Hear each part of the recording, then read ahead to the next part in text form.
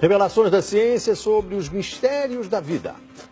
Especialistas de vários países estiveram no Brasil para o lançamento de um grupo dedicado à tese do chamado design inteligente. Esses cientistas acreditam que a perfeição e a complexidade da natureza comprovam a existência de um ser superior.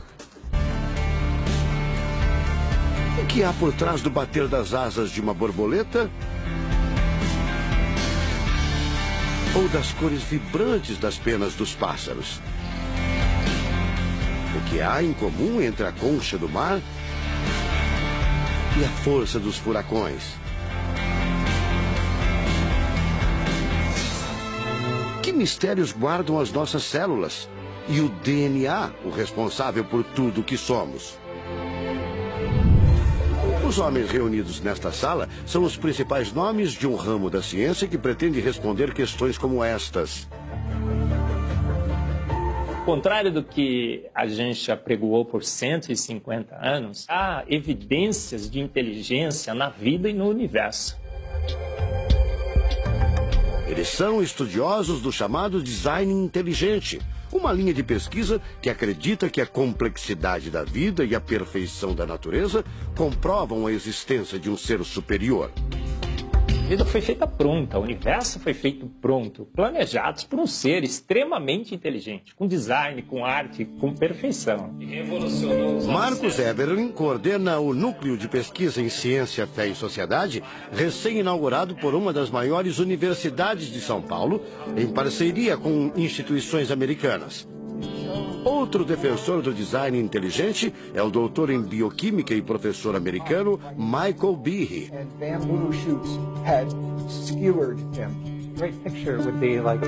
Brian Miller é doutor em física. Ele coordena as pesquisas da Universidade de Duke, nos Estados Unidos. Seria um super engenheiro, um super arquiteto?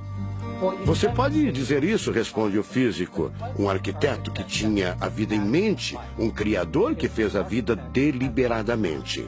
Also, when you look at life itself, não é de hoje que os cientistas procuram pistas deste arquiteto da vida.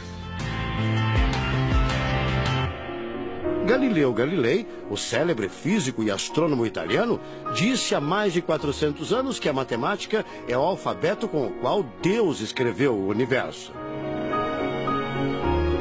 A matemática se dedica a provar que tudo no universo segue uma lógica.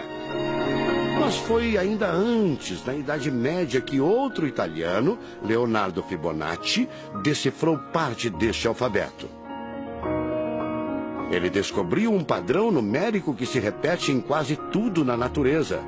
Em homenagem a ele, o padrão passou a ser conhecido como sequência de Fibonacci, uma sequência lógica de números que pode ser expressa em formas geométricas. Em cada quadrado, a gente consegue construir arcos, são aquelas linhas tortas, né? A gente consegue ligar um arco com o outro. Quando você liga um arco, um outro arco, um outro arco, um outro arco, um outro arco, e vai seguindo um outro arco, pensando no próximo quadrado, um outro arco. Essa aqui é uma figura que é uma espiral, chamada espiral de Fibonacci. E essa espiral aparece em diversos lugares do nosso cotidiano. Aparece, por exemplo, na nossa orelha. O formato da nossa orelha é exatamente essa espiral. Uma coisa interessante, aparece no nosso rodamuinho do cabelo aqui. É o mesmo formato que aparece aqui. Que é o mesmo formato que aparece naquela concha do mar, tal do Nautilus, né? Que é o mesmo formato que aparece nas estrelas do universo. Que é o mesmo rodamuinho que forma quando tem um furacão. A sequência de Fibonacci foi encontrada também nas ondas do mar, nas pétalas das rosas, na distribuição das sementes do girassol e até nos hexágonos da casca do abacaxi. Mais uma comprovação matemática da existência de uma mente inteligente por trás da criação seria o chamado número de ouro, ou proporção áurea, representada pela letra Φ. O número de ouro, também representado pelos dígitos 1,618, está presente na construção de uma das obras mais importantes da antiguidade, o Parthenon. Foi usado por Leonardo da Vinci na Mona Lisa, o quadro mais famoso do mundo. essa regra do número áureo, ela vem, né, aparece no Fibonacci e aplica em um monte de situações. E é legal que os gregos percebiam isso, eles associavam isso muito com a ideia de perfeição. Ele está presente nas asas das borboletas e até nas medidas do corpo humano. Se você pegar a sua altura e dividir pela distância do seu umbigo até o chão, vai dar aproximadamente 1,6. Um φ. Vai dar um φ também. Se a gente abre os braços, né, calcula a distância da ponta de um dedo até a ponta do outro dedo. Então vai ser desse dedo maior aqui, no dedo médio, até chegar ao dedo médio. Se eu pegar essa distância e dividir pela distância desse dedo até esse ombro aqui, vai dar 1,6 de novo. De tudo na natureza, o que mais impressiona os cientistas são as células, a chamada unidade básica da vida. São as menores partes que compõem os seres vivos, vegetais ou animais. O corpo humano é formado por cerca de 100 trilhões de células que dão origem a tecidos e órgãos. We cannot be accidentally caused. Life is not an accident.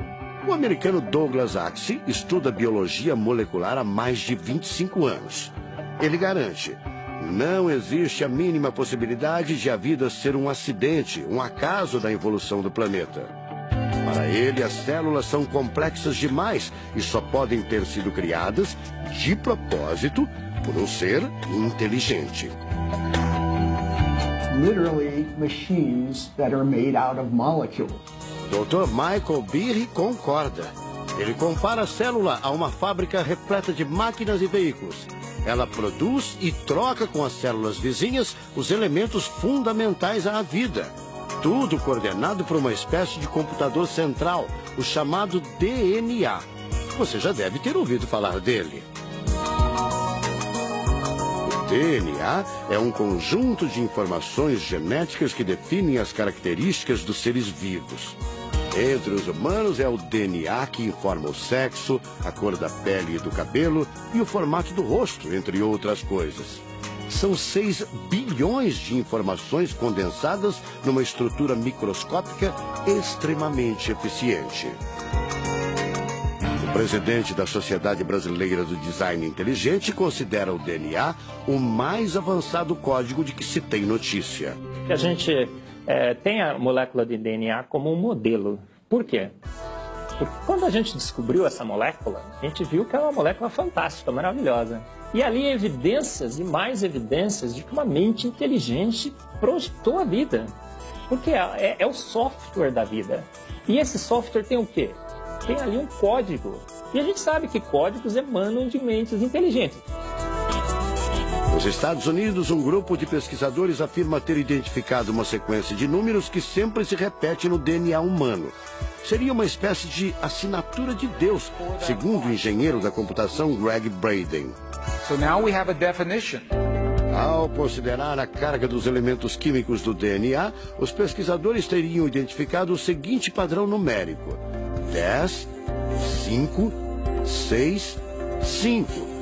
Eles então passaram a tentar decifrar esse código e tiveram a ideia de substituir os números por letras hebraicas. Em hebraico, a língua oficial de Israel e que aparece na Bíblia, os números são representados por letras, como explica essa professora israelense. A escrita hebraica é muito antiga. Já tem textos escritos 1000 anos antes da Era Comum. E nesta época ainda não inventaram o sistema decimal dos números que usamos agora. Na Bíblia, o Primeiro Testamento, podemos ver não só os números dos versículos e os números dos capítulos, mas também as páginas. A contagem das páginas está feita em letras e não em números. A sequência numérica 10, 5, 6, 5 foi transcrita para as respectivas letras em hebraico: Yud, Rei, Vav, Rei. Veja o resultado.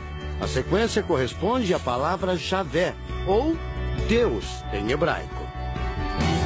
Apesar de todo o avanço da medicina, cerca de 90% das informações genéticas ainda são um mistério. O professor Eberlin diz que as descobertas científicas trazem implicações sérias para toda a humanidade. Mas cada vez mais reforçam os argumentos de quem acredita no design inteligente, a assinatura de uma força superior. A gente vai ter que entregar essa informação para a filosofia e para a teologia. E a gente agora, como bons filósofos e teólogos que todos somos, a gente vai colocar a nossa filosofia e nossa teologia em cima desse dado científico e optar pela melhor opção.